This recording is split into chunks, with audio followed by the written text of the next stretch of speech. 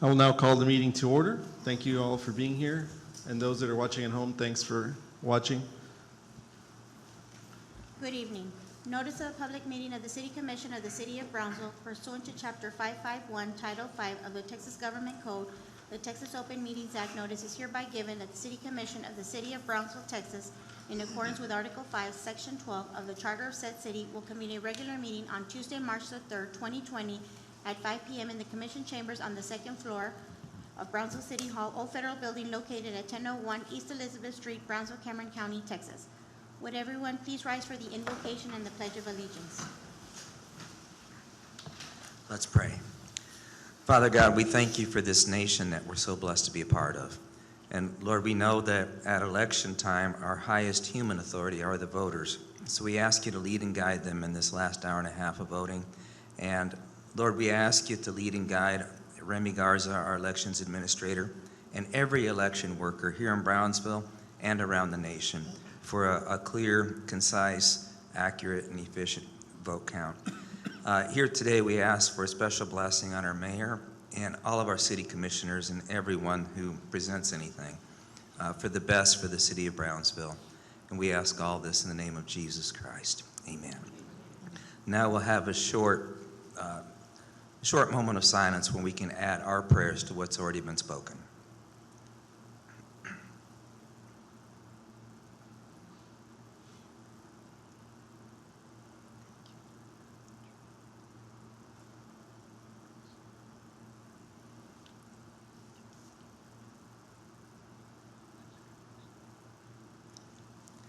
Amen. Pledge allegiance to the flag of the United States of America and to the republic for which it stands, one nation, under God, indivisible, with liberty and justice for all. Honor to take the flag, Pledge allegiance to thee, Texas, one state, under God, one indivisible.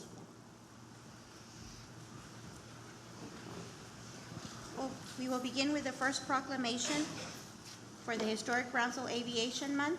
If you would please come forward. Okay.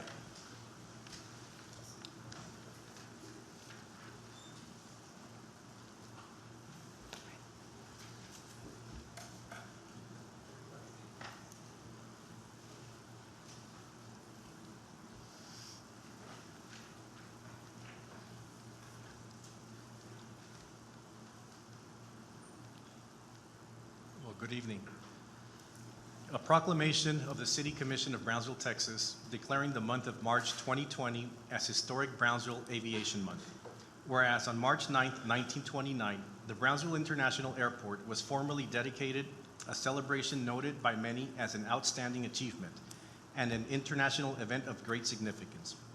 An estimated 20,000 individuals gathered to commemorate the airport's opening and the very first load of airmail from Mexico City to Brownsville. It was on this historic day that Charles Lindbergh arrived in Brownsville after a flight of 5 hours and 38 minutes. Carrying 500 pounds of mail, he was greeted by American aviation pioneer Amelia Earhart and fellow aviators Captain Ira Ecker, Captain Frank Hawks, and Colonel W.T. Johnston. Whereas 87 years later, on October 28, 2016, over 100 guests, including city and state officials, community leaders, and local residents, joined the City of Brownsville and the Brownsville South Padre Island International Airport for the new airport terminal groundbreaking ceremony. The groundbreaking ceremony inaugurated construction of the new airport terminal, slated for completion in the fourth quarter of 2020. Whereas March 9th, 2020, marks the 91st anniversary of the formal dedication of the Brownsville South Padre Island International Airport, with the City of Brownsville continuing to make history with the construction of a new passenger terminal to better serve the travel needs of Brownsville's residents and visitors alike. Whereas, the Brownsville South Padre Island International Airport has demonstrated robust growth in both the domestic and international sectors, with total number of passengers arriving and departing growing by 90% over the last 15 years and forecasted to grow another 40% by 2035. Whereas aviation plays a critical role in Brownsville's economy, Citizens, businesses, industries, and government agencies depend on aviation, often as a primary mode of transportation for travel, medical services, shipment of goods, and tourism. And whereas with over a century of unique history dating back to 1913, Brownsville Aviation has in the past as in the present and will in the future play a vital role in serving the transportation needs of the United States and the world. Now, therefore, we, the members of the City Commission of the City of Brownsville, Texas, by virtue of the authority invested by the charter of said city, and on behalf of all our citizens, do hereby declare the month of March 2020 as Historic Brownsville Aviation Month, and further encourage the citizens of Brownsville to celebrate aviation as a unique resource in our community, and always remember to fly Brownsville. Done on this, the 3rd day of March 2020. Congratulations.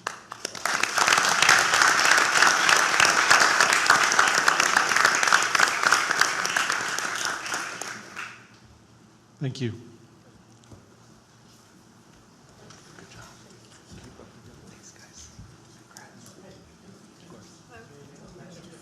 Congratulations.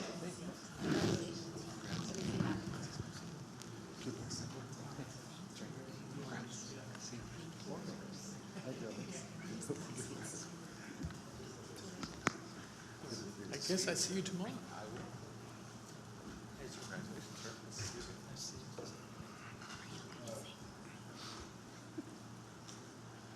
So, Honorable Mayor and Commissioners, I'd like to thank everyone for the proclamation. On behalf of the airport, its airport board, and the employees at the airport, we appreciate the recognition of the significance of aviation in the community. Not that it goes without saying, that we are constructing a new terminal. We are looking at increased growth and expanding the connectivity of the community to other communities throughout the country. So, again, I just want to thank the commission, the mayor, and the city for the recognition. Thank you. Thanks.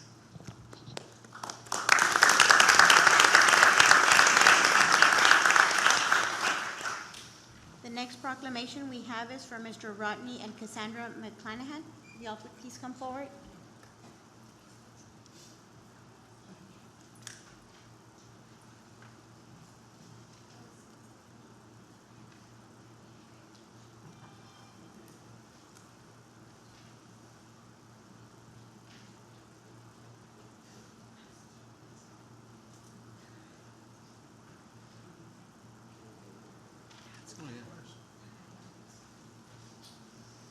So this is a proclamation of the City of Brownsville, City Commission of Brownsville, Texas, recognizing and honoring Rodney and Cassandra McClanahan.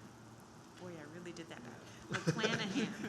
Whereas Hard Knock Strength and Performance has been a locally owned and community-oriented gym established in 2012 by Rodney McClanahan, and whereas Hard Knock Strength and Performance opened its new gym on Monday, February 3rd, 2020, offering an enhanced facility with an amplified schedule to accommodate an ever-growing membership enrollment. And whereas Rodney and Cassandra McClanahan have been supportive of the city's Culture of Health initiatives as longtime partners of the Challenge RGV and other healthy living efforts, promoted in collaboration with the UT Health School of Public Health, Brownsville Regional Campus. And whereas Hard Knock Strength and Performance has offered classes and advice to participants of the Challenge RGV for many years to encourage healthy weight loss and permanent healthy lifestyle changes. And whereas Hard Knock Strength and Performance has changed the lives of countless of Brownsville residents through positive reinforcement, establishing a welcoming environment and encouraging its members to be physically active. And whereas Rodney McClanahan mentors and encourages the local youth through one-on-one coaching and participation in career days and as principal for a day with the Brownsville Independent School District.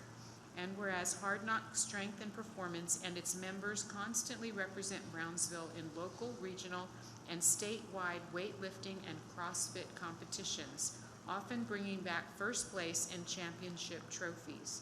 Now therefore, we, the members of the City Commission of the City of Brownsville, Texas, by virtue of the authority vested by the charter of said city, and on behalf of all of our citizens, do hereby recognize and honor Rodney and Cassandra McClanahan, and encourage the residents of Brownsville to celebrate their contributions to our community through living a healthy lifestyle.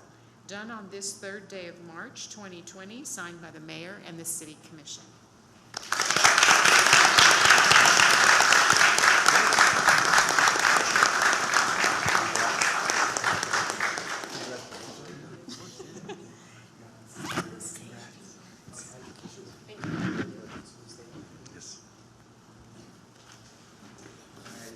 Guys, I'll speak on, get away from my wife real quick, my kiddos. Come on, guys, over here. So on behalf of my family and then Hard Knocks as well to the staff, the hardworking staff that we have, we just want to give the city of Brownsville a huge thanks for the recognition. Say, we've been extremely fortunate to have the chance to provide what we do for the city of Brownsville and stuff like that. And I think everyone knows kind of I wouldn't want to call it label or anything like that, but how we're kind of in the lower end of when it comes to health and fitness and stuff like that. And I completely disagree with that. And my staff completely disagrees with that. My family does too, because I've seen the impact that we've made and how far we've come as a community and stuff like that. So not just us, but every other fitness center, anyone that's involved with health and wellness within the community itself, But just want to say a huge thanks to the city of Brownsville again, and then everyone that's a part of Hard Knocks and that's given us the chance to kind of push forward with this community. So thank you all again. Thank you. Yep. Thank you. Thank you.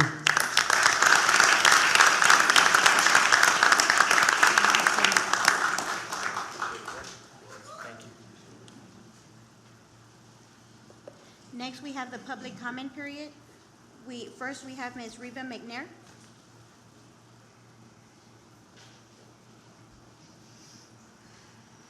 No, it's going to be hard for you, Reba. You got 3 minutes, okay?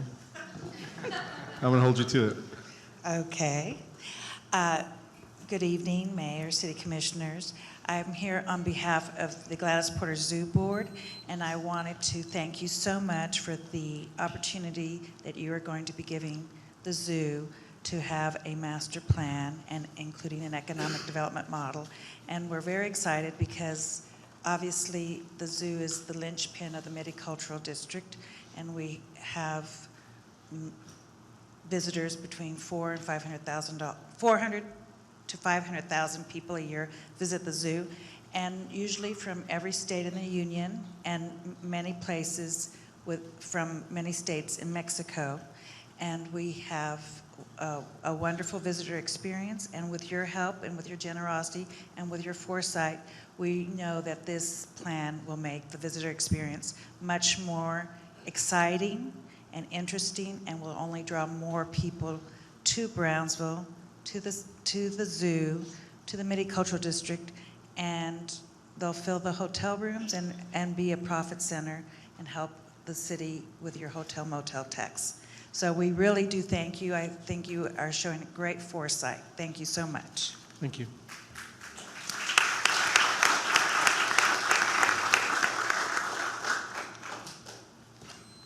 Next, we have Mr. Patrick Birchfield.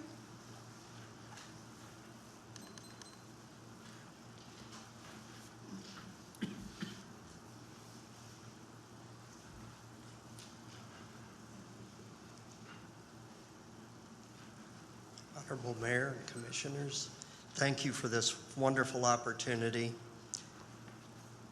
As I near this November 50 years at the Gladys Porter Zoo, I was there for its birth. It's aging gracefully, and I'm thrilled to be here for its rebirth and help to move it into the future with your help.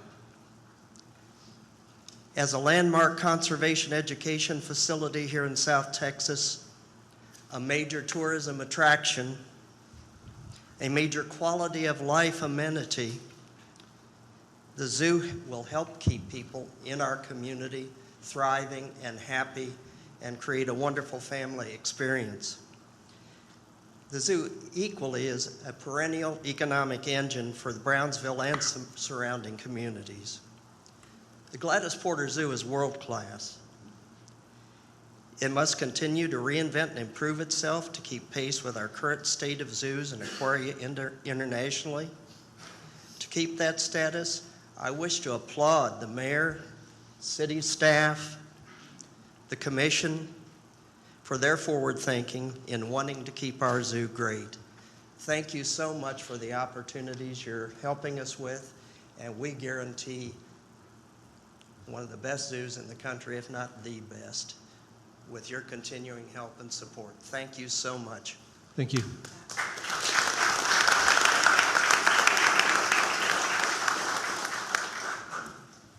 Next, we have Ms. Suzanne Shepherd.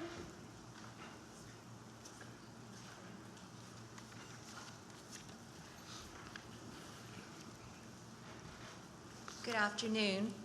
My name is Suzanne Shepherd, and I am also on the board of directors for the Gladys Porter Zoo.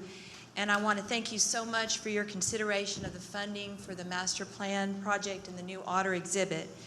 The zoo will soon be celebrating its 50th anniversary, and what better way to celebrate the anniversary than focusing on the future of the zoo, ensuring that it is here for current generations and future generations alike, growing and thriving as it brings enjoyment to everyone that visits. And this can't be done without you. We are so appreciative of the way the city has embraced the zoo in these projects. With the funding and your support, you position the zoo to go forward as a world-class, state-of-the-art destination. The opportunities for education, preservation, and conservation will be endless, not only for the zoo, but also for Brownsville and its citizens. We are excited to work with you in Brownsville towards these goals. Thank you. Thank you.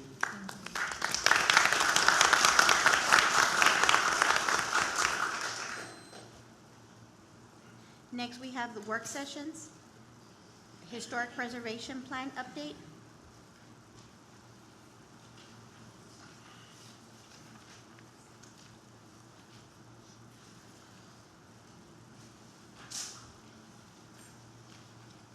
Good afternoon, Mayor, Commissioners.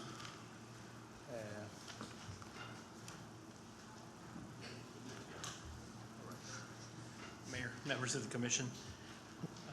This is your 2020 Historic Preservation Plan we have before you. We are going to give you a little bit of background on how we arrived at developing a historic preservation incentive program. And it's more of a program than it is a plan, even though in your ordinance it's considered a plan. It's a historic preservation incentive program.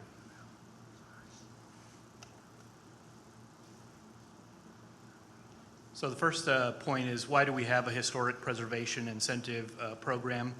Obviously, Brownsville has one of the largest portfolios of historic architectural resources in the valley in South Texas. Brownsville is the second oldest city in Cameron County. We have unique architectural styles to the region, like the border brick style, but you also have a lot of mid-century modern as well as bungalow styles as well from the 20s. Brownsville's historic preservation ordinances were established in the 70s. The tax incentive program was actually implemented in 85. In 85, is that correct? And was developed with the purpose of incentivizing the maintenance, repair, and rehabilitation of historic buildings and properties. And how does a historic property qualify for the incentive program? One can either go through the National Register of Historic Places designation process, and those are incorporated into the plan if they're granted that designation, and they must be 50 years old.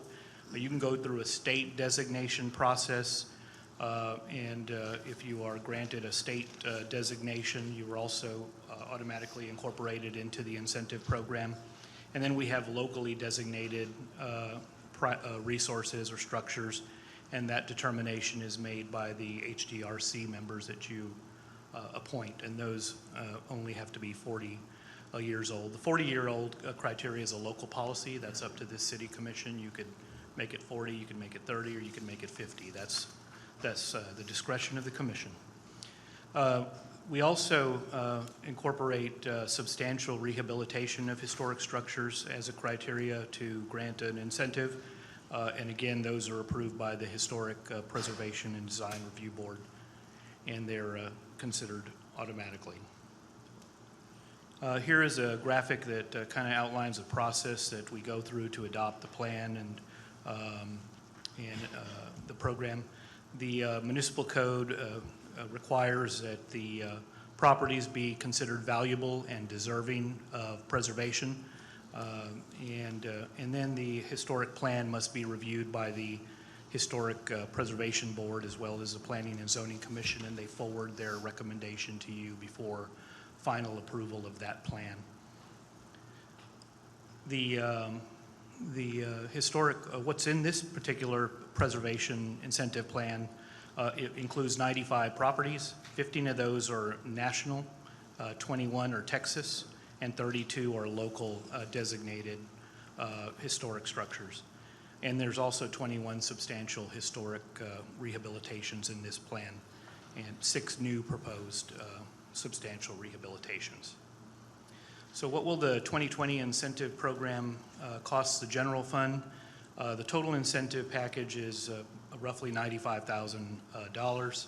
And below are some of the examples in the images that show properties that have benefited from the incentive program. The one on the left, the Tudor style single family, is an interesting one. That's part of the CDBC's acquisition and rehab and restoration and then disposition to a affordable family program. And certainly that's CDBG eligible activity as well as home, so it's a great program. And the others are just some of the more traditional restorations that are enjoying tax exemptions as well. So for this plan, the staff's recommendation is to approve your 2020 historic preservation plan. To address some concerns with the structure of the code or the ordinance, we're proposing that the commission create an ad hoc committee to review the code with us and work with the Historic Preservation Board, perhaps a couple of members from the Preservation Board and one from the Planning Commission. This is a zoning ordinance, so we would want representation on any type of review ad hoc committee from the Planning Commission. And things that we would review in that plan, hasn't been reviewed in a while, would be to take a look at what are the eligibility requirements, what are the condition of structures required to be included in the plan, the age requirement, are we on point or not? I think we're now 1970 structures are eligible for consideration as historic, which doesn't seem that old. Review plan criteria for qualification and review the number of years a particular property is eligible. Right now, some are limited and some are not limited, and so once again, we could review that policy issue and determine if the commission desires to go in a different direction. And with that, we'll take any questions the commission might have. Could you go back to the slide, your other slide? No, yeah, the last one, that one. So you're talking about potential topics for the ad hoc committee, which are to review all these eligibility requirements and different requirements. So my question is, has anyone looked at the properties that are currently listed to see if they're in compliance with the existing plan? And if so, when was the last time? Sure. So that's the part of the responsibility of the department and our Historic Preservation Office. We go through and make sure they're compliant with the standards that are established in the ordinance.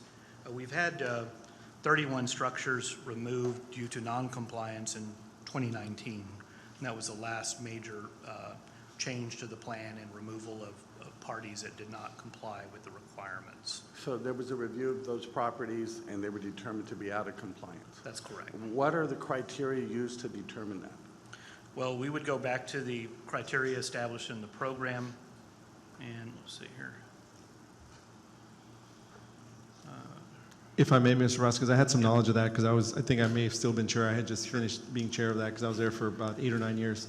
The properties were removed. Some of those properties were removed. There was a lot of properties that were deemed out of compliance. Some of that had to do with maintenance. Some of that had to do with just the overall condition of the property. The purpose of this particular program is to incentivize the historical preservation and to promote the owners actually keeping their properties up. There was a lot of properties that had not been kept up. So the Historic Preservation and Design Review Board actually looks at this once a year. The plan's approved once a year. It used to be December when I was there. But every year the board would go through it, look through it, and determine whether or not to approve the plan add certain properties, remove certain properties. But there was a comprehensive review in 2019 that deemed that those 31 were out of compliance. So then we can assume that the ones on Schedule A, B, and C are all in compliance? That's correct. They are, according to your criteria? Mainly or approximately, I would say that the condition is probably the best they can get.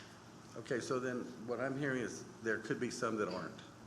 There could be some that could be at least enforced a little bit more, but past policies were trying also to balance the importance of the houses with the tax exemptions to be received. Who has the discretion to make that determination or that waiver or whatever you're referring to? The current ordinance gives that discretion to the HPO.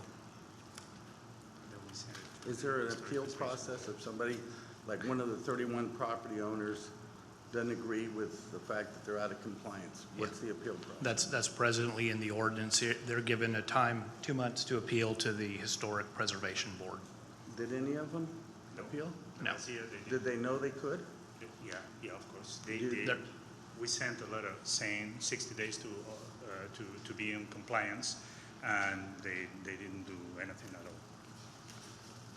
Okay, and so it's a workshop. We have item number 10 that's going to be considering the plan. Correct. So in this item, it doesn't seem to be complete. For example, Chapter 94 taxation article, exemptions. It starts on E, and E refers to B, which are the benefits that are allowed. So is there a reason for that? Why it wasn't included? What is it referring to? Sorry? Okay, so item 10, there's a plan that you're having us adopt. And Where's the plan? plan is omitting under Chapter 94. It refers, in addition, each primary local site benefited by Section B of this section, but Section B is not included. It starts on E. So we don't have enough information to determine whether to pass this because we can't make an analysis of the Yeah, sorry. benefits. Okay, we try to summarize this ordinance. The matter that the section 9457 says is that the national and state designated houses have a 100% of tax exemption. Then you go into primary, and primary is a 50%. And then the other one that is remaining is the substantial rehab, that is again a 100%. So I do think that... all I'm getting at is it's incomplete. That's the point. And you want us to pass it, and you're here telling us that it needs to be reviewed and revised, and you're coming to us at a deadline when this has to be submitted to the Cameron County Appraisal District, and we don't have complete information to make an informed vote. I have a question. Oh, I'm sorry, go ahead. So Juan, I remember not that long, well, a little bit ago, when Commissioner Portillo was still here, you made a lot of changes to polish this whole plan. I remember it was under great disarray before you came to the city of Brownsville, and you did a lot of work to get it together. When was that, more or less? 2013? No, I started on 2016, so what I tried So to... maybe 17 or 18? 2017, I tried to explain in a different way because everything was mixed. It was mixed on every single designation. It was mixed. The public entities already exempted with the private, and that was a mess. I mean, nobody understood anything. So what the first step was try to separate both of them. So initially, public entities were already exempted. Indeed, there's no sense at all to include in this list those entities. And then let us say the private properties were separated in a different part of the I do remember that you did a lot of work. And then we have just worked a little bit every single year. We were not very popular the last year because we cut all these kind of exemptions. We have a lot of, issues. But what we are trying is to, strengthen a little bit and to try to be in compliance. Maybe I forgot, I don't know if it is there or not, but the section 9457 explains the different kind of exemptions, and it's simply substantial rehab, national and state get the 100%, and primary got only the 50%. And so these changes that you did quite well, as I recall, because I remember the state of what it was like before that, can be changed at any time, updated? Yeah, absolutely. Or is there some standard of care, so to speak, that a city should do this every 5 years, every 10 years, or is it really up to the city? Oh, if you mean the survey, well, every single, for example, survey, that has to be... No, I mean updating these policies, as you've suggested, this ad hoc committee, is that something that should be done every so often? And if so, how often would that be? Really what is happening is that all the historic preservation aspects are moving very fast through the cities, so they are implementing not only the corresponding surveys, but the ordinances as well to be aligned. So that's what is happening. And also, just for clarification, Commissioner, every year the plan gets approved and That's what I updated thought. by the council, by the board. That's what I was that's right. getting to. Okay, So these, thank you. I guess 5 pages, or actually it's 3 pages. Wait, hold on. That's what they're asking us to approve tonight. So does that mean the rest of the other plan that was previously in place is not going to be approved, or it's no longer valid? Because you only have like 3 sections included in this. Right, I think one only included the document marked draft is an example of the total ordinance that's already been approved by the city commission. Previously. Previously. Okay, but you're asking us to And so approve this. the plan element, which is actually more of a list of properties that have met the criteria of the adopted ordinance for consideration for exemption. But And you that's didn't- just the following 4 You didn't pages. list the criteria here, I don't think. Or is that the 348, the next section? The plan itself doesn't include the criteria, am I correct? It usually just a list of The ordinance properties. includes the The criteria. ordinance does. It looks right. like it's on page 3, but did somebody check the properties in the list against this criteria for this time, for this vote?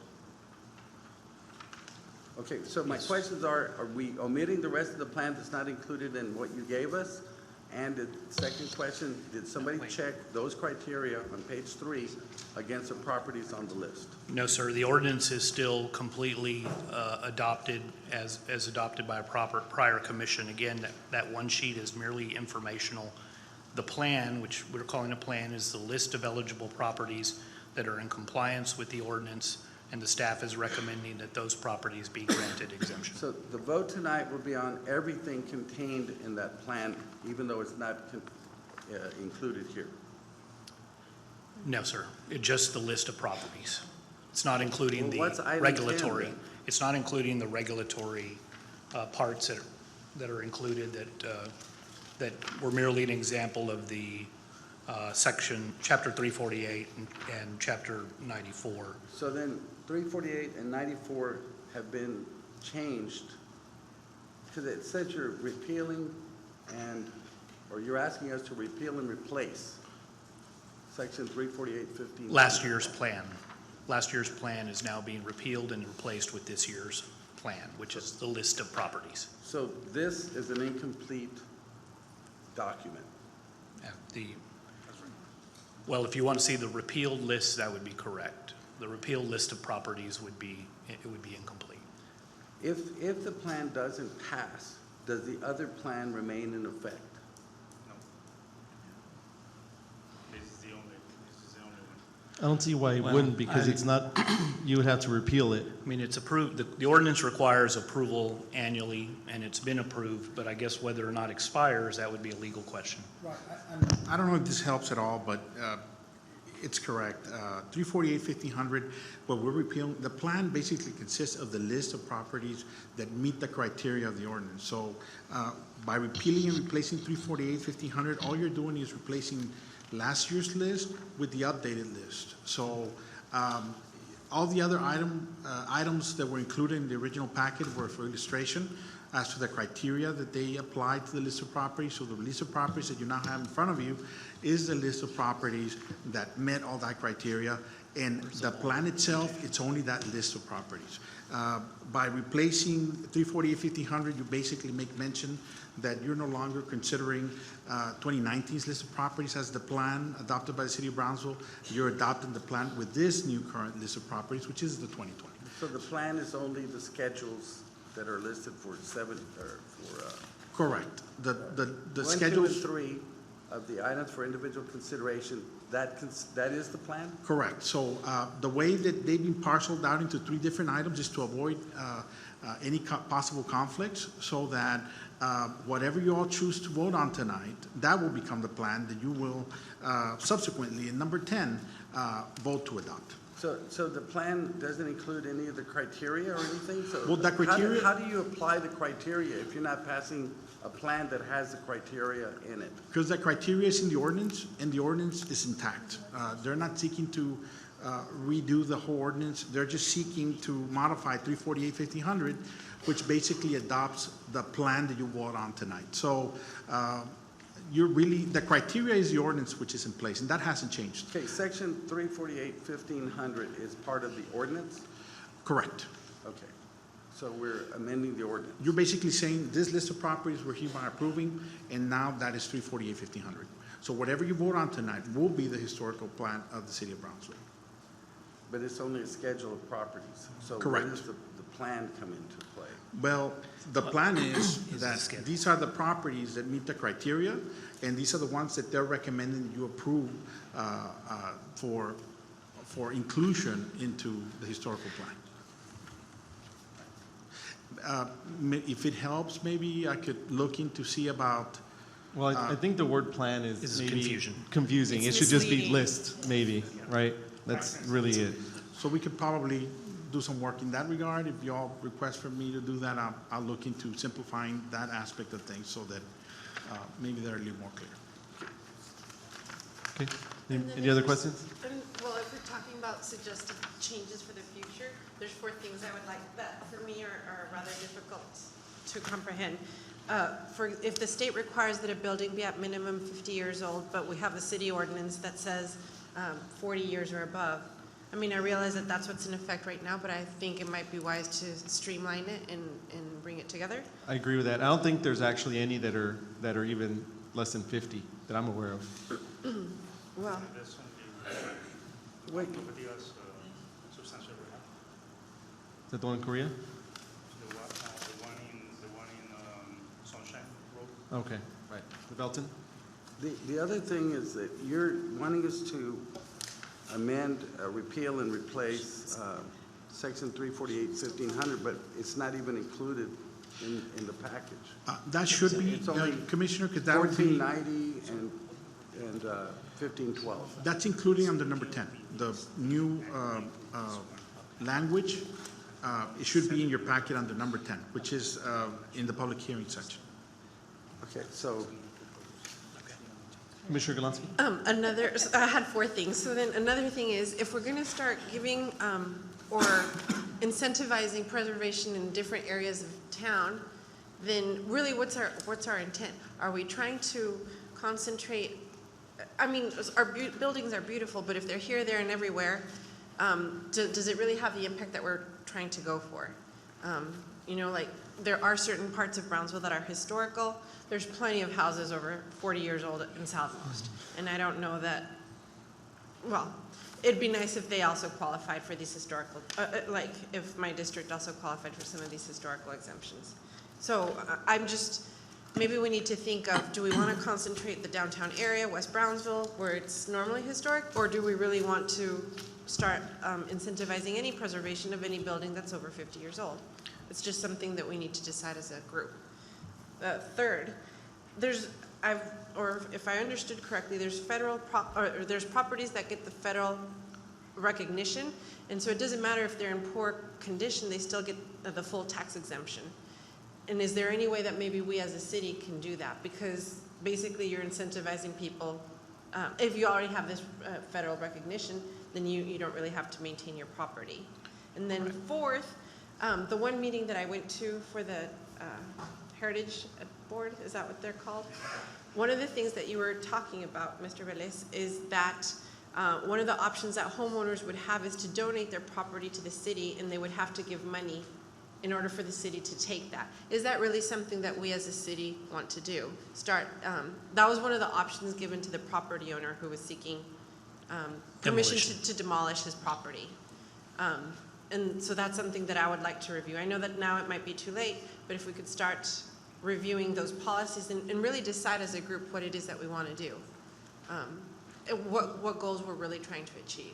Yeah, I'm not familiar with that last one. Juan, I'm not sure what she's talking about as far as a donation to the city. It really was a mitigation to a demolition permit and proposals for mitigation to demolishing a historic structure or removing a historic structure. In that particular case, the property owner had several proposals. One of them was to move the historic structures to another city nearby.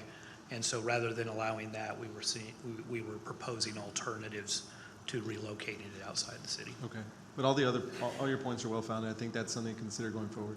And as far as I know, I think all properties outside the historic district have also been considered in the past, from what I recall. Because, for example, Sunshine, that's on the list.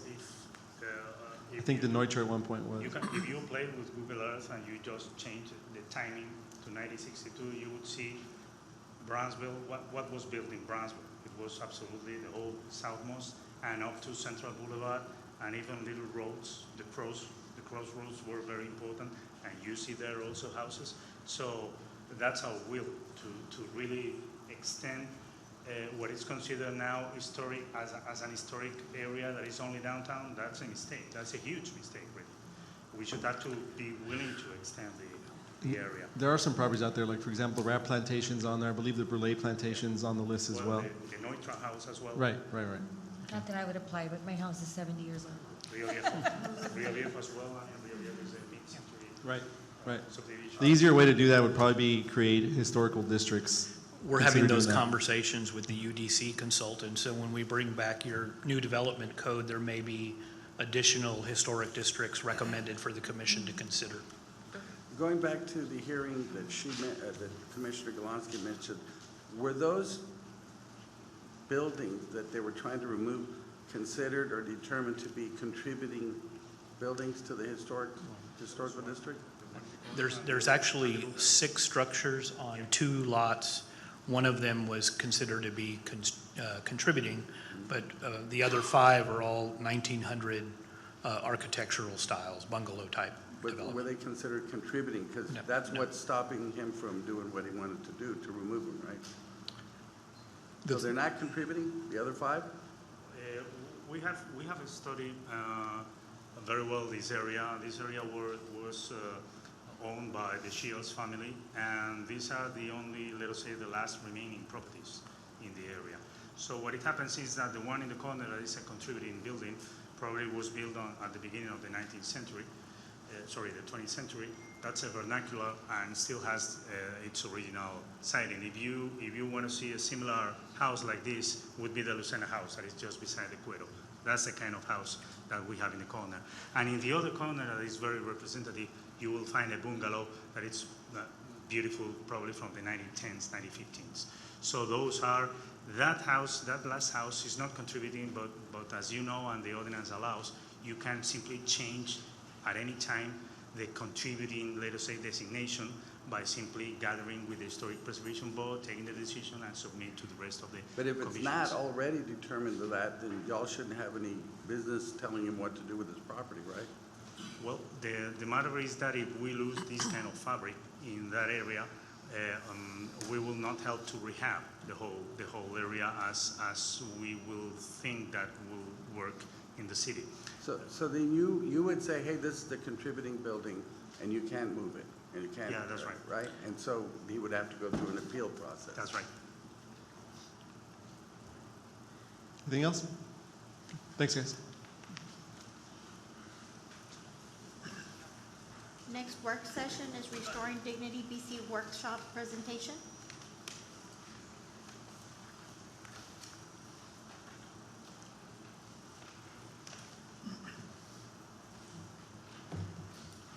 Good evening, Honorable Mayor and City Commissioners. I'm Luis Murillo. I'm a design manager from BC Workshop. And today I'm here to present the Brownsville City Design Studio Restoring Dignity for the Homeless Research Initiative Final Draft. Last year, 2019, the BC Workshop, in collaboration with the City of Brownsville, we started this research initiative regarding the topic of supporting a research initiative that seek to address the needs of those experiencing homelessness, specifically in the downtown area. So to that,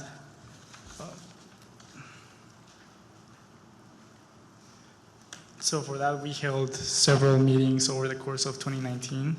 The first meeting we had several guests representing the City of Brownsville, local social service organizations, business representatives in the downtown area. And we had a discussion and session regarding the issue of homelessness in the downtown. So in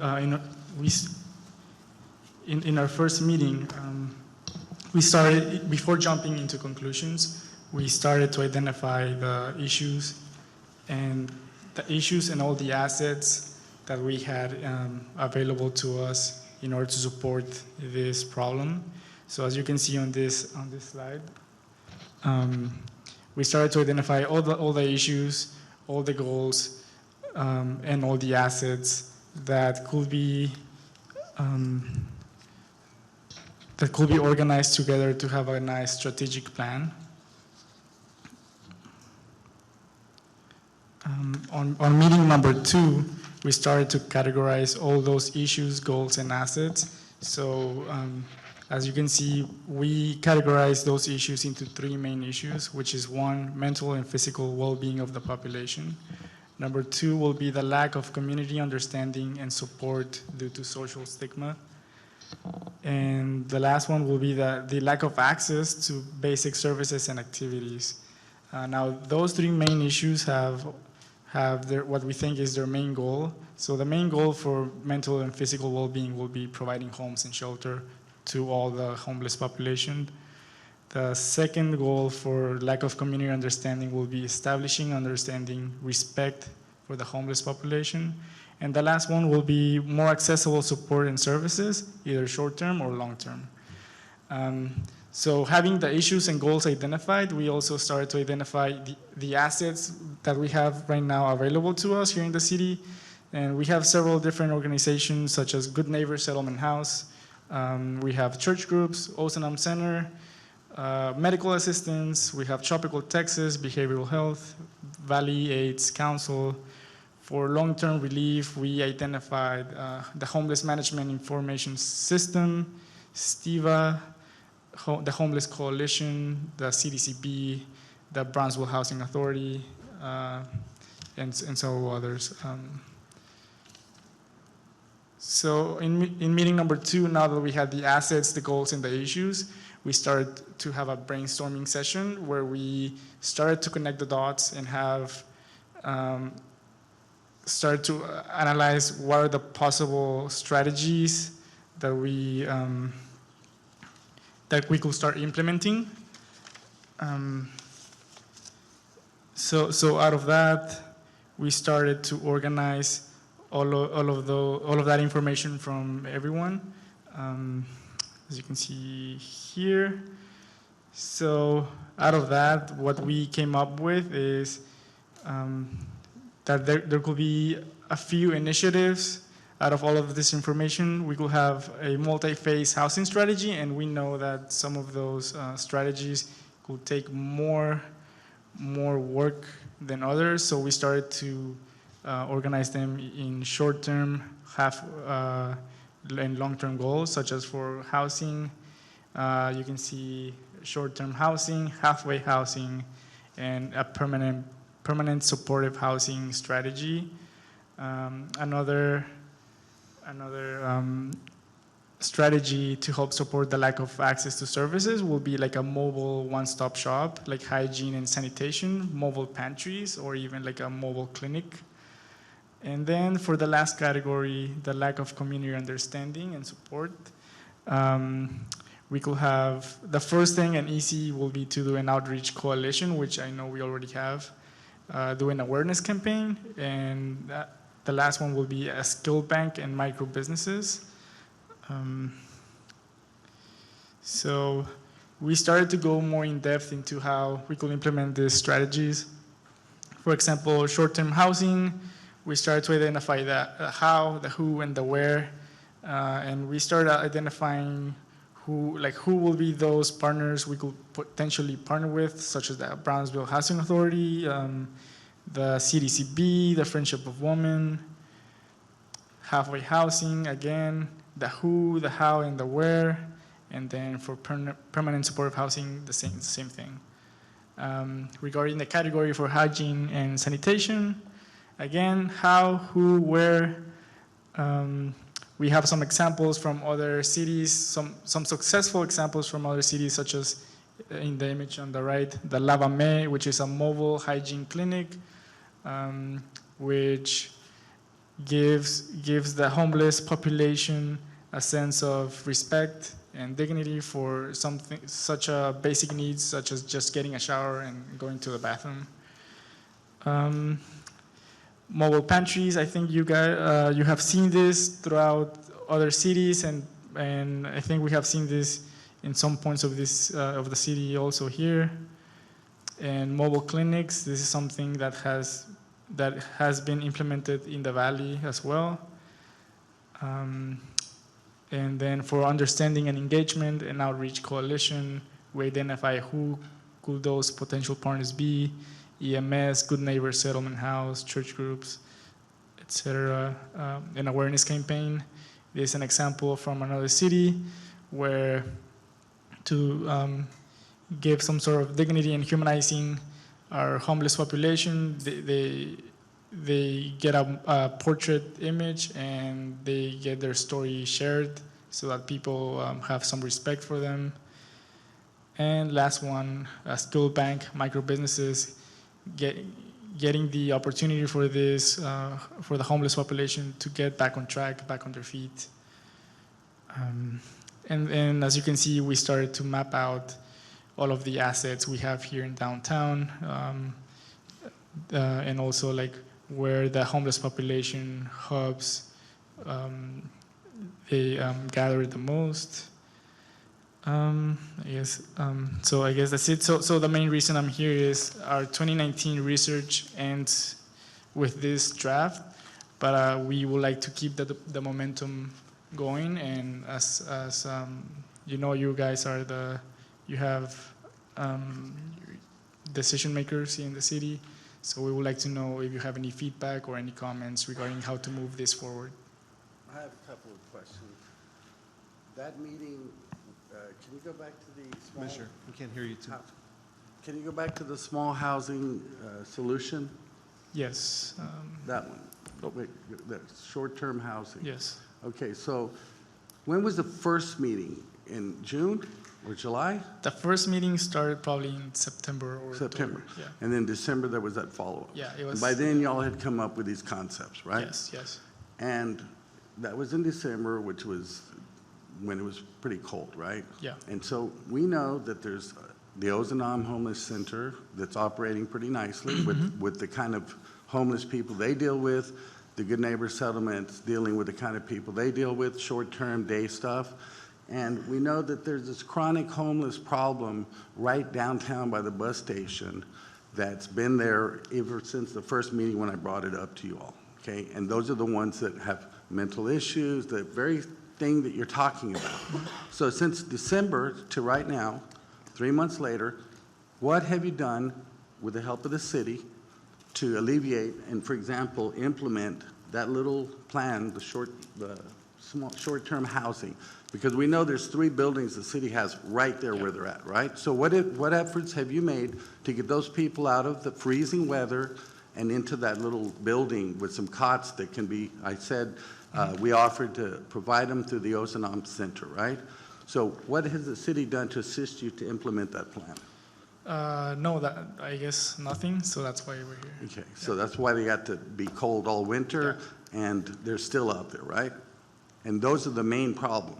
So what's your plan, other than telling us, and I applaud you for all the research you did, because I did see all those different things, and there are very good ideas. They just need to be implemented. Yes. So the easiest way to have gotten that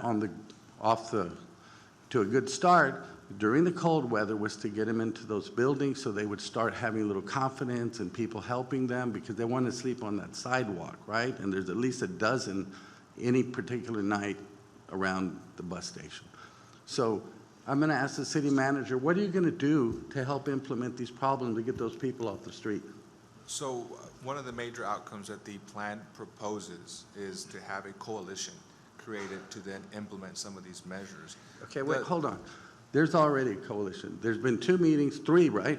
And they were all there, and they all have these ideas. I want to know what you're going to do to get those plans implemented, not do a new coalition or another study. How are you going to get those people off the street and into some dignity like what they're trying to propose? We would need to get direction from the commission on what strategies you feel, if it's the pods, for example, that you want to see us implement and give them a test to see how they could work. A potential option is to pilot those to see how effective they are, and we have to find some funding to get these strategies implemented. But it would be great if it can happen through the coalition. I think the what coalition, funding you need to open the door and put some cots in there and fix the bathrooms? well, we have other concerns on the buildings. I think there's some security concerns, what staffing and oversight. It's just thinking through the strategies to see what are some other. We'll give you that. How long are you going to take to do this? We can bring something back to, I think the mayor, one of the points he made is adopting the plan. Right. I think adopting the plan tells us that there's that commission policy direction to see some of these things through, and then from that plan, we can cost the strategies out. And Is then the give you plan a global timelines. plan for all of the stuff he did, or for the immediate problem of getting those people Well, that's where we need- off the street? That's where we need feedback from, because some of these things are obviously long-term in nature. So from a short-term perspective, if we adopt a plan, the commission can give us immediate direction on what do you want to see us implement from that plan on the short-term side. We'll cost them out, and we'll start to, we have a budget amendment coming to the commission on the 17th. So next meeting, you all could technically approve funding for implementation of some of these strategies. Well, what I think we need to do procedurally, and with all due respect, your job wasn't to start implementing things. Your job was to come up with a plan and present it to us. So what I think procedurally we're going to have to do is, and what I've been wanting to do, I'm glad you presented today, because when I saw this maybe last month in DC, because I had the opportunity to meet with Omar. But as soon as I saw it, I thought it was the most reasonable, well put together plan to actually attack this issue. So my thoughts are, the commission, feel free to chime in, but my thoughts are we need to formally adopt this as a plan for the city and immediately start implementing the short-term things that can be implemented as soon as possible. But we need to adopt this as a city first, because your job wasn't implementation. You're kind of just telling us how to do it. It's schematic. So our job then would be to adopt it formally and then start implementing and direct our administration and staff to start implementing whatever can be done short-term. I'm not blaming So I have- Luis. Okay, I'm very proud of his work, and I commended him. Now, our city staff was at all those meetings too. So they don't have to wait to come back and get us. They can be implementing things, short-term things, right away. So I'm not blaming you, Luis. Don't get that. Yeah. I think y'all did a great job. So, yeah, we need to get moving, because I've been asking you for over a year to do something. Well, and I think we need to move, but first, in the next, if this is something that the Right. commission likes, then I think we should approve it the next meeting if possible and start, Right. and then identify what can be done in the short term and how it's going to be funded. So homelessness as an issue, I think there's a policy direction that we need to get from the commission in terms of how do you want to address it, because the issue, there are several moving parts to homelessness. It's complex. So what are the strategies? What is the role the city wants to do directly? What is it that we should do as a support role that we want to have a partner take the lead on? Those are some critical questions that we need to get commission direction from, so we don't go too far into doing things about homelessness without having some guidance from the commission. Remember, there are already organizations attacking and tackling these problems. The Battered Women's Shelter, Catholic Charities, the Ozanam Center, and a bunch of other nonprofits that are out there taking care of the big picture, you might call. Right. We have a short-term problem. It's not even short-term. It needs to be resolved because those people are suffering out there, and they need help. And we don't have to go get a global plan and try to figure out and solve the world's homeless problem. We just need to help them right now. That's my point. That's what I keep pushing to you. Because once that place opens up, E-Bridge, the Costa del Nylon, once it opens up and people start coming from out of town, and they're going to see our homeless problem all right in one spot, right at the front door where they're coming to get our help. So you keep wasting time, and it needs to be solved as soon as possible. So I would suggest that you attack that problem as soon as possible, and then you can go do your global thing later, because that's already taken care of. Commissioner Down? Thank you. Thank you for your work. I have a couple of questions. One, how many homeless people did you interview and include in this process? For this initiative, we didn't include the homeless population feedback. We gather the feedback from all the coalition partners and business owners from downtown area. So I wonder whether you should talk to the homeless, because they are the actual people that are homeless. That's a good point. And you never know. You don't want to build or start things that they're going to end up not enjoying. There was also every year CDBG, our grants division, does a point-in-time survey. That's true. And so that data was included as part of this research. Great, but I still think you should There wasn't a interview. physical interview, but it was their data from last year. Right. And I think they just finished the one this year. Or maybe go Or they're with them about to when do they do that interview process, so that you don't have to reinvent the wheel. I just think there should be input from the actual homeless people in addition. I think there have been other cities that have had programs that have crashed and burned because they didn't consider all the many multifactorial issues regarding homelessness. And that brings me to my other question, which is, in your determining that this plan is what you're going to come up with, did you look at other cities that have done projects that crashed and burned and what they were, as well as cities who have done programs that have been very successful and what those were? Yes, we did take into consideration different precedents from other cities. What we have in our report is just the successful stories of cities. But yes, that has been taken into consideration also. Great. And also, I just wanted to comment. We're gonna have a meeting. We're gonna present this for the first time to the coalition on the 17th. Maybe at that time it will be good to know, because we divided into first steps into housing, sanitation, and giving awareness into 3 main categories. For them, which one do they think is the primary or first step that should be taken? And I guess my last comment is that as things are implemented, they be piloted as opposed to permanent installations. Yeah. Because human nature is a very powerful thing, and all the best intentions of the world are different when they are actually happening.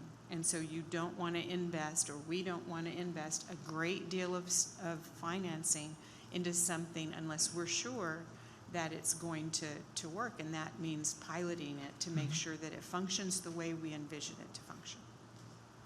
But thank you very much for your work. Okay.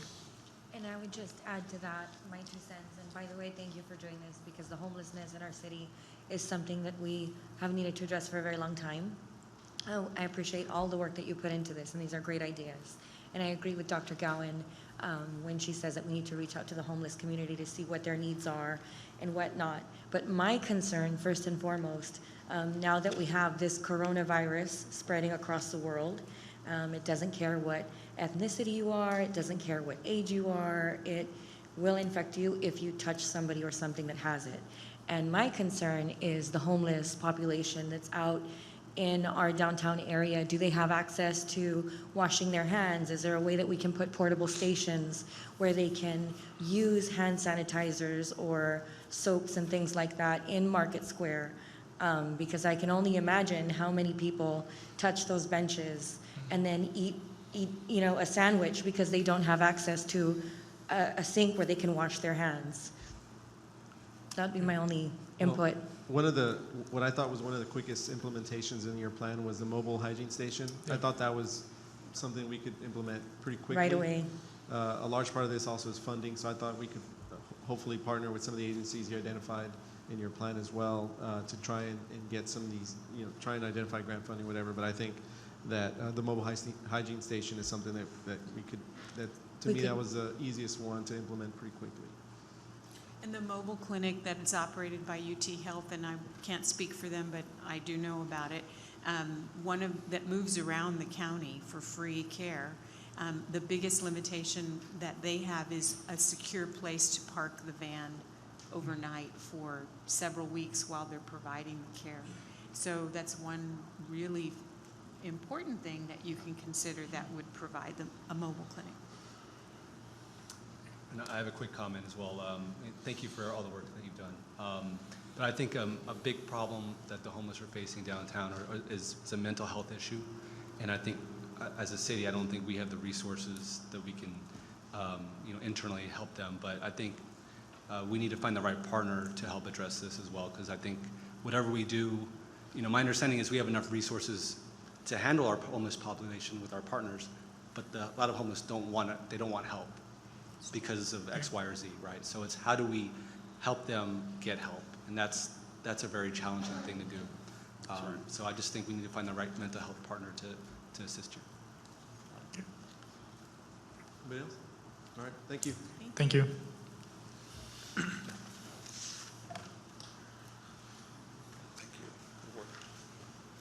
Next, we have consent agenda items. Do we have any motions?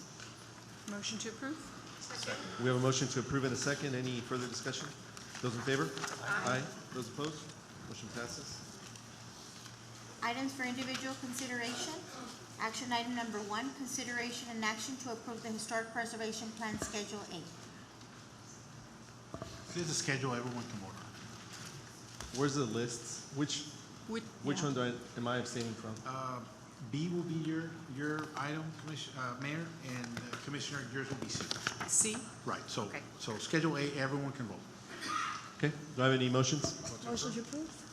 We have a motion to approve. Do I have a second? Second? We have a motion and a second. Any further discussion? Those in favor? Aye. Those opposed? I'm going to abstain on that one.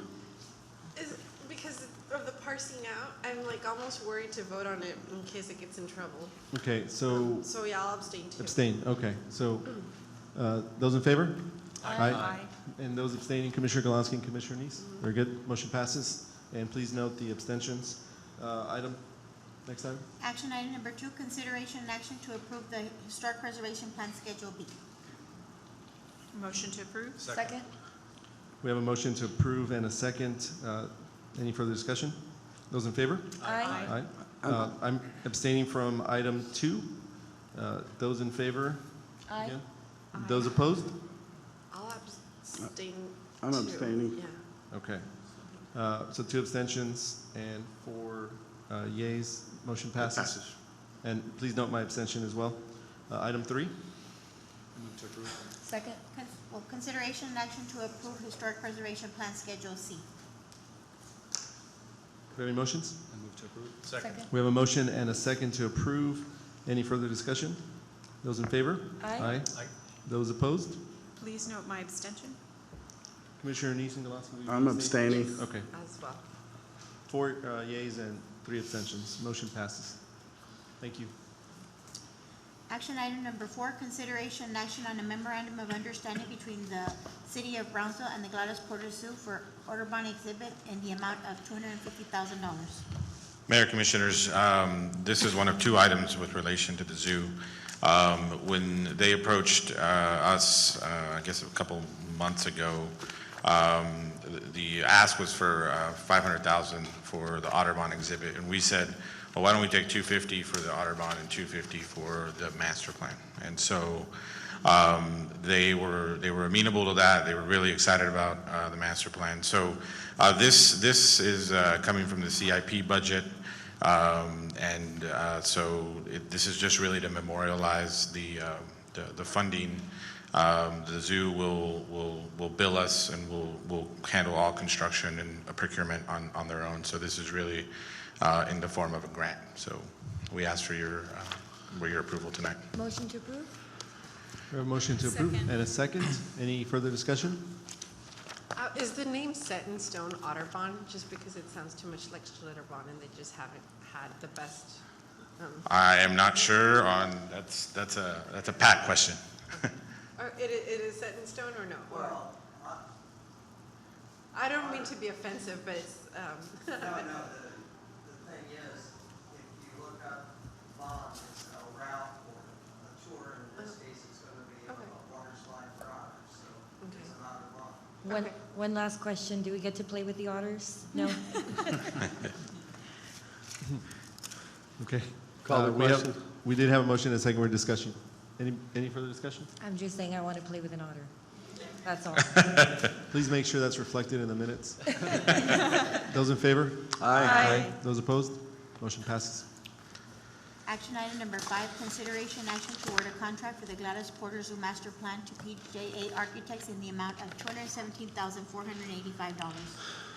So, as I said, the second item is with regards to the master plan. And so the Zoo Master Plan is really something that's absolutely needed for accreditation. I think the Gladys Porter Zoo goes about every 4 years, and Pat could correct me if I'm wrong, but about every 4 years you go up for an accreditation. And I think the last time they went up, this was a major issue for AZA. So we absolutely want to obviously maintain accreditation, but we also want to plan for the zoo. I think there's a lot of opportunity, and so I think the master plan is something that's needed and will take us into the future.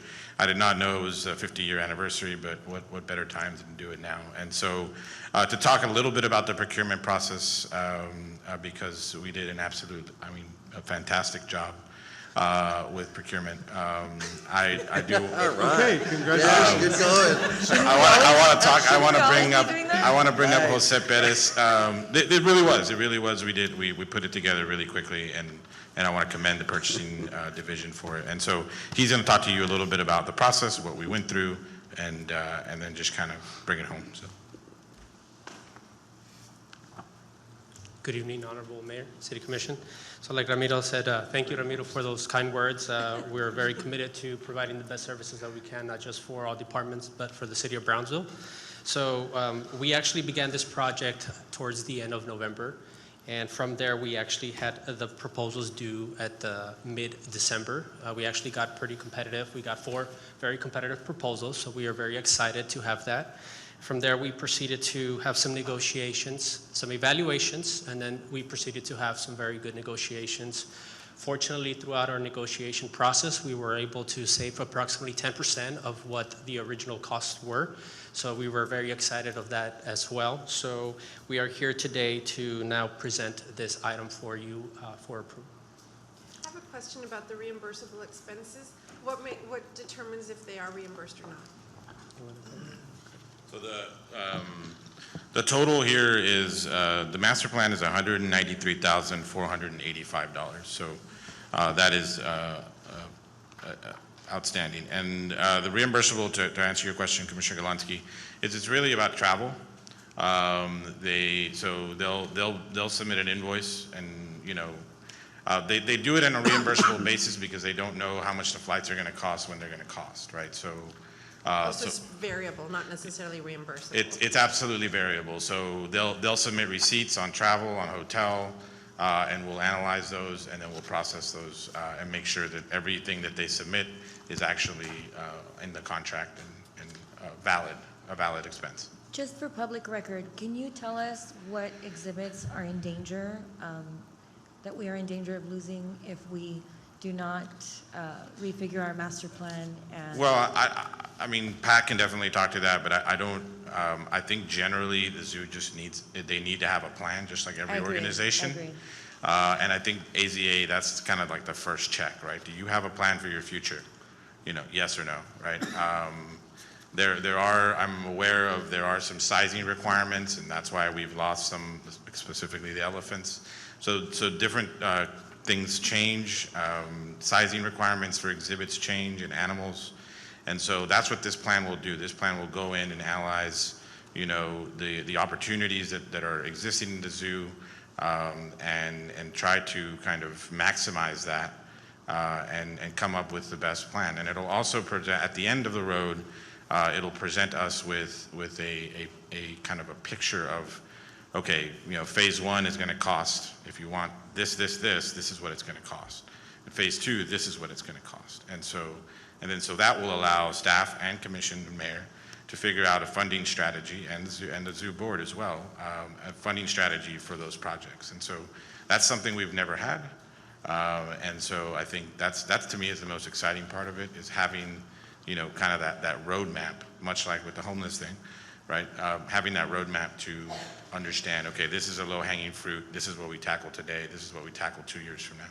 And so, Yeah, and that was the only reason I asked, because before we lose any more animals like the elephants or anything, is there anything that the commission or together we can do to stop I that think from this is the happening? best thing that I the agree. commission can do right now. And I so agree. I think it will allow the process to happen. And I think the contract, if I'm not mistaken, says August. So in 6 months, we'll hopefully have a final plan with community engagement and that kind of stuff. And so I would just like to add a few points. One of the things that we need to also point out is the evaluation committee included members of the zoo board. So it was not only city staff, but it was, they were a big part of this participation. The staff, after determining who was the best and most responsive consulting firm, went to the board and explained and updated the board on the whole process to make sure that they were included. To your point, Commissioner Tetral, regarding what can you do now to ensure that the accreditation maintains, well, you've done that. By approving the Audubon exhibit, that's one of the criteria for accreditation. So by the commission, the mayor and commission approving that, that's a big part of their maintaining their accreditation, having new exhibits. And then thirdly, an important component of this master plan process was including specialized consultants such as zoo advisors and engineering firms that have opinion of probable costs on capital infrastructure costs. What we worry about is, what is this pie in the sky cost of XY exhibit? So that's the important, it'll have its own kind of capital improvement plan and program by the best in the industry to really define what those real numbers are and how should they be phased out, and if the board should campaign for private foundation and private to help fund those costs.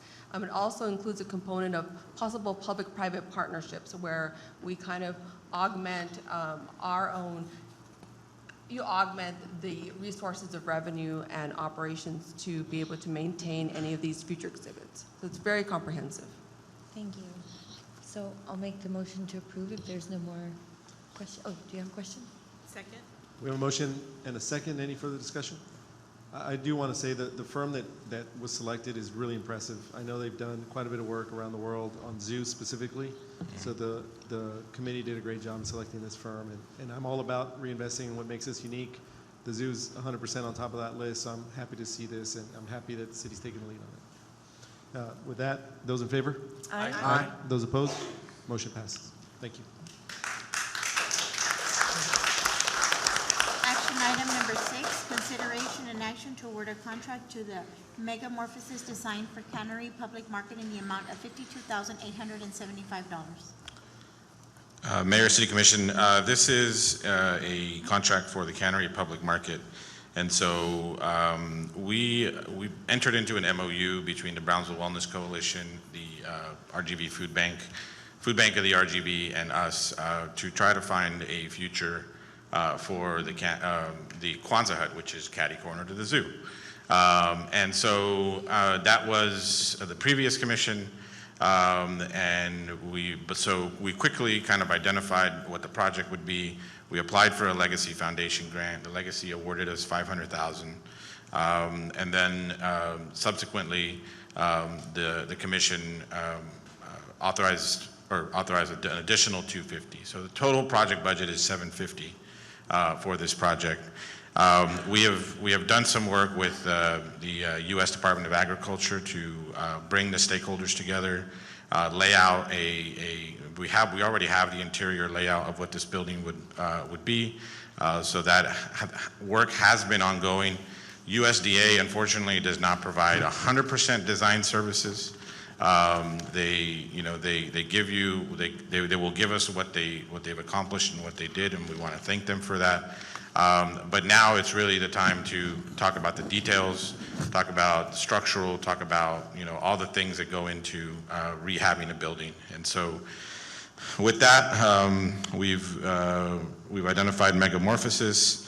The amount total is $48,750, and there were some $4,125 of additional fees, and that's really windstorm certification that we need, and RAS accessibility inspections once we're done with the project, so that we make sure that it's all ADA. And so for a total of $52,875. Now, if you look at the proposal, there are some additional items on there. We did not entertain those items at this point. I think there's about $40,000 worth of items.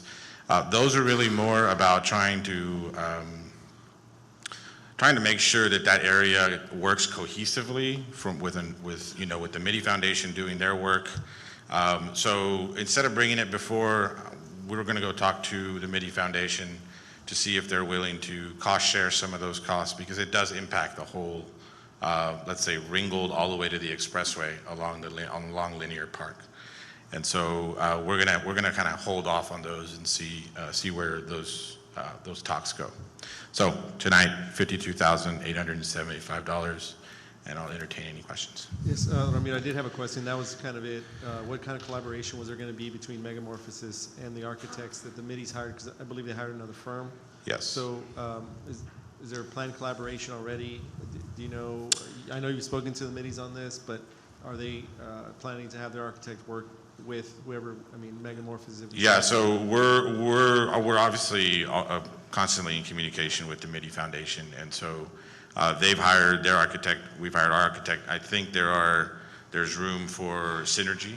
And then there's the additional services you see are obviously landscape, public art, and signage. And so I've already briefly discussed at the parade, this weekend, briefly discussed a potential cost share, and they didn't really say no. But I just need to confirm that. Thanks. Any other questions? I'll make the motion to approve. Second. We have a motion and a second. Any further discussion? Those in favor? Aye. Aye. Those opposed? Motion passes. Thank you. Thank you. I'd like to thank the ladies from Buena Vida for coming out. I know they were very supportive of this project. Yes, thank you for all your work so far. Action item number 7, consideration and action to award a term contract for the marketing and consulting services for targeted projects involving marketing campaigns for the city of Brownsville for 2 years with the option to renew for 1 additional year with C-Spence Group based in San Francisco, California for contract number MCS-60-0919 in the amount not to exceed $260,000. Good evening, Mayor and Commission. There's some additional information that we'd like to add to the packet item, so we propose to pass to the March 17th Commission meeting. Council, how do we just pass it formally? Do we need a vote on that? We can pass it without having to take a vote on it. Okay, we'll go ahead and pass that. Thank you. Thank you. Action item number 8, consideration and action to award a contract for street rehabilitation for Calle Espacio, Calle Galaxia, West Los Ebanos Boulevard, and El Mar Drive under term contract for rotation list for engineering and surveying services, contract number QES-25-0417 with Half Associates, Inc., Brownsville, Texas, for task order number 61 for a lump sum of $205,500. Good afternoon, Mayor, Commissioners. This is the second contract that we will be asking for a recommendation from the previous meeting. As the streets mentioned, were Calle Espacio, Calle Galaxia, West Los Ebanos, and El Mar Drive. These streets are in District 4. Based on the last meeting, you all had asked for a tabulation of the contracts that were being awarded for our CIP contract. I went ahead and prepared that. I'd like to pass this out to you.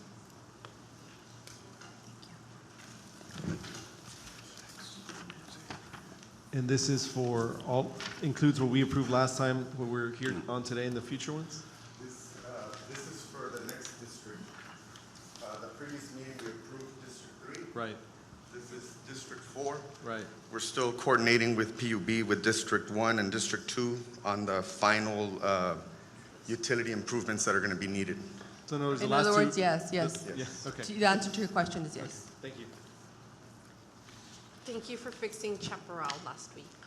We're working, that one, just so you know, that'll be a change on Plagar, which is the third engineer listed here.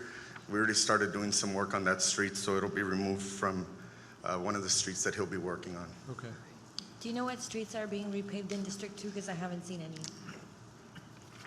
Not off the top of my head right now, but I will be more than glad to If get you those could to you. email me that, because I haven't seen any paving I will. happening.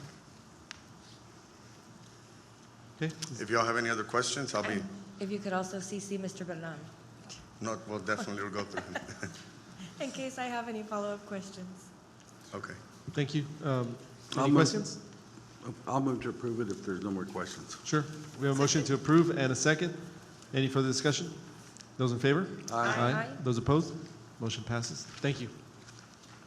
Action item number 9, consideration and action toward a contract for pavement condition index data acquisition and report and tree inventory survey under HGAC Houston Galveston Area Council Cooperative Contract number HP 10-17 with Data Transfer Solutions from Orlando, Florida for a total of $397,000 with $810. This particular item is a update to a study that we had completed in 2014-15 that gave us the condition assessment of our streets throughout the entire city of Brownsville. And obviously, it's about 5 years old now. And the purpose of this study is to update the conditions so that, one, we have a comparison level of how our streets have deteriorated. But secondary, this will help us provide a more accurate CIP program for the years to come, so that when we prepare our plan for 2021, 22, 23, and so on, we can provide you with the latest condition of the streets.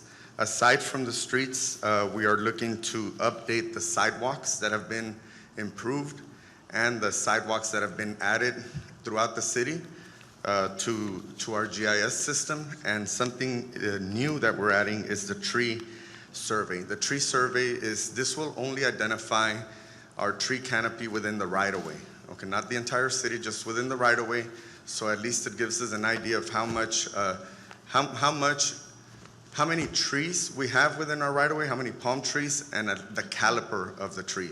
It's not necessarily going to identify the type, but that's where our city forester, or at least have something to work off where he can go in and update the type of trees that we have within the city. I'll be more than glad to entertain any questions regarding this item. How long will it take? This process usually takes anywhere between 3 to 6 months. We're trying to get our streets completed before we begin our planning for next year's budget. That way we can provide the results of that and the recommendations for our street CIP project at that time. How big is the right-of-way that you'll be looking at the trees in? Well, it's basically anything that you can see as you're driving down the street up to the buildings typically. On average, you're looking anywhere between 50 to about 150 feet. From the middle of the street or the edge of the street? It's basically from the edge of wherever the camera vehicle is at. Oh. It has the capabilities of measuring. The best way to explain it is if it's on the street, we'll be able to see most of it. Okay, there'll be very few that we won't. 2 more questions. Will it include the trails, like let's say the Battlefield Trail? No, because we're not driving on the trail. We have to actually drive on the surface itself to be able to detect it with the cameras. It's a vehicle that has 16 cameras that's driven down the roads. And basically anything that is picked up by the cameras will be included in our GIS system. And it has to be a regular sized vehicle? It can't be mounted on a let's say a golf cart? These are specially set up vans. I mean, I can ask them, I know we can drive ambulances on our trail, maybe not drive them over the bridges, but I can ask them to see if we can drive the trail, if you'd want us to consider the condition of the trail. I just wonder, several years ago, when we had the plastic bag bin fund to improve pollution, we did hire, or rather approve, a tree inventory study, because one of the things that the commission were beginning to entertain at that time was a pilot to begin reforesting the city with shade trees. And Roy wanted an inventory in order to make that more, professional in terms of that. But unfortunately, we never got to do that because of the fund that disappeared. So I'm wondering how much of this tree survey would help with respect to that, because I think in the future, reforestation is still a very important option, especially when we're redoing the zoo and developing the mini cultural district and along our trails, and all districts could use more shade trees as we build an environmentally stable city. How much community input are you getting on this? How much public feedback are you getting? Because public in certain, let's say District 4, which we just approved, they're going to know which are the worst streets. So I'm curious to know how much public input you're going to get on this. Well, for our street consideration, this is not the only thing that we use for selecting streets. Aside from the PCI rating, we also, depends the designation of the street, whether it's a collector, a residential collector, or an arterial, roads, the traffic counts also are a big consideration. The other thing that is very difficult to consider is utility improvements. We don't want to go in and pave a road that's scheduled to be, Yes. repairs for water and sewer. So that coordination is critical. And then we also try to focus a lot on utilizing our funds, like CDBG funds and other state funds that are available, or grants, to identify areas, especially in districts 4, District 2, that are eligible for CDBG. We try to do a lot of those streets with CDBG funding, so a lot of the times the condition may not necessarily be the top priority. It could be the location, and also wherever we have needs for elimination of safety and hazard improvements. One that I can talk about is Stagecoach. It's a real narrow road. It's become very heavily used. Danette Road, the roads like that. Dana Road is also another one. There's a lot of roads that just jump to the top of the list because of the amount of traffic that has increased in those areas. Thanks. I would say one of the main reasons for the study was because to update the 2014 study, so to vary the foundational road conditions. But the good thing is because they have 17 cameras, they can also pick up the sidewalk and the trees. But we can ask them about, the possibility of doing a trail if that's what you would like, and see if we can incorporate it. I would like to do the trail because maybe there's preventative maintenance that we can do now that is going to save us a lot of money. It's a brand new trail, but it already is with the heat that we have here. And I do, just a quick note, I do believe there's still some funding on the plastic bag fee that could be appropriated for that study. I think we were just needing some legal review on how we could possibly use some of those monies. But there's still some money left. It was already approved, then it makes it easier. Right. Well, it's just getting past when the fee was preempted by the state. It was just a matter of there was no action taken, so it didn't get forgotten. It just went dormant for some reason. And if we can add the trails, it's not a big cost factor. It's $60 a lane mile, so that will give you an idea. We have about 11 miles on the Battlefield Trail, so looking at under $1,000. So we'll definitely, if it's something that can be done, we'll definitely have them include that. Well, a big factor in walking is shade, right? Because we're so hot. Yeah. And so the more that we can shade our sidewalks and our trails, the more people will be incentivized to walk. And I have to say, when they redid 7th Street with the oak trees, I was so against your oak trees. And every time I pass by now, they have so much shade and people walk under them, and I feel so bad. So I agree with that. I did notice today, though, that on the right side of 7th, they're a lot smaller than the left side. I don't know what's going on. Ones on the left side were planted about 3 years before. Okay. And they were a lot bigger, too, when they were planted. Okay. The ones on the right were only 3-inch caliper trees. The ones on the left were almost like 8-inch trees.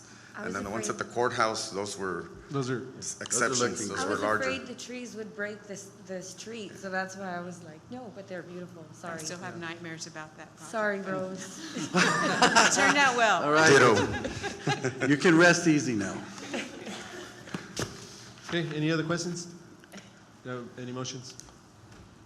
Motion to approve. Thank you. We have a motion and a second. Any further discussion? Those in favor? Aye. Aye. Those opposed? Motion passes. Next, we have public hearing number 10, public hearing and action on first read on ordinance number 2020-1652-8 to repeal and replace section 348-1500 of the Historic Preservation Plan and adopt the 2020 Historic Preservation Plan. Somebody going to be presenting on this? This is a public hearing.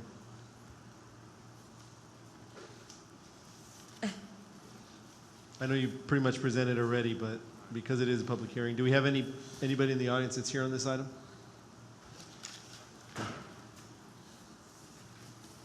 Is this just a reiteration, Ms. Vasquez, then, of what we looked at earlier? I'm a little confused because you did approve A, B, and C already, so the Right. plan's approved. So now you have a plan, and this item asks you to adopt the plan you just voted on. Okay. And make it a part of 348-1500. And of course, it's a public hearing. I'll Okay. make, oh, Is there anybody here on this item then? Okay. I'll move to close public hearing. We have a motion to close public hearing in a second. Those in favor? Aye. Aye. Those opposed? Okay. I'll move to approve. We have a motion to approve. Second. And a second. Any further discussion? No, I just want a roll call vote on this one. In council, are we able to vote? Commissioner Everyone can Galvin and vote I on are? this one. We are. Correct. Okay. All right, very good. Those in favor? Aye. Aye. Those opposed? Because this would have been the opportunity to change the criteria, right? No. Now that you've adopted A, B, and C, those have been approved. Now that is the plan, and you're hereby adopting. Formally that. making it the ordinance. Correct, Got it. exactly. Okay. So again, those in favor, raise your hand. Those opposed?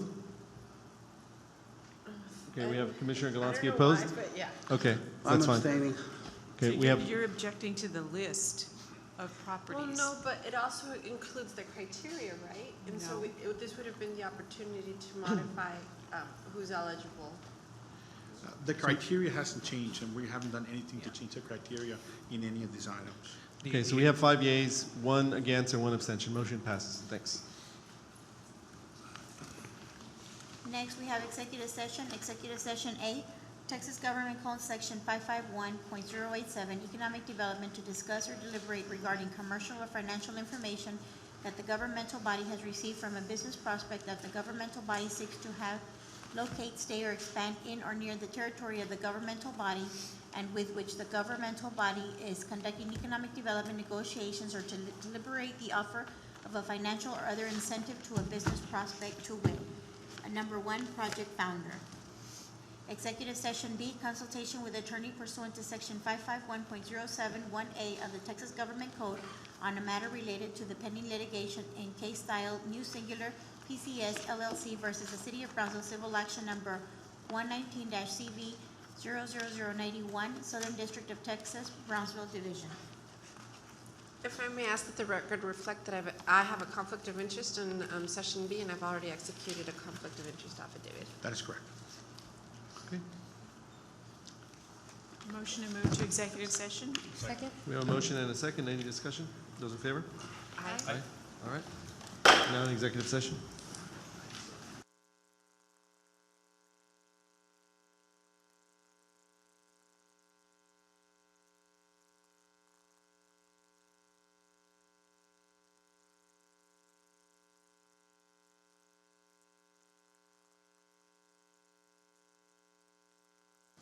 I'll reconvene the meeting. We're back from executive session. Motion to reconvene from executive session? Second. We need a motion? Do we? No, we're good. Just to adjourn. Okay, just, Motion to adjourn? on the executive session items, there'll be no action, so I'm just looking for a motion to adjourn. Motion to adjourn? Second? We have a motion and a second. Any discussion? Those in favor? Aye. Aye. All right, stand adjourned. Thank you.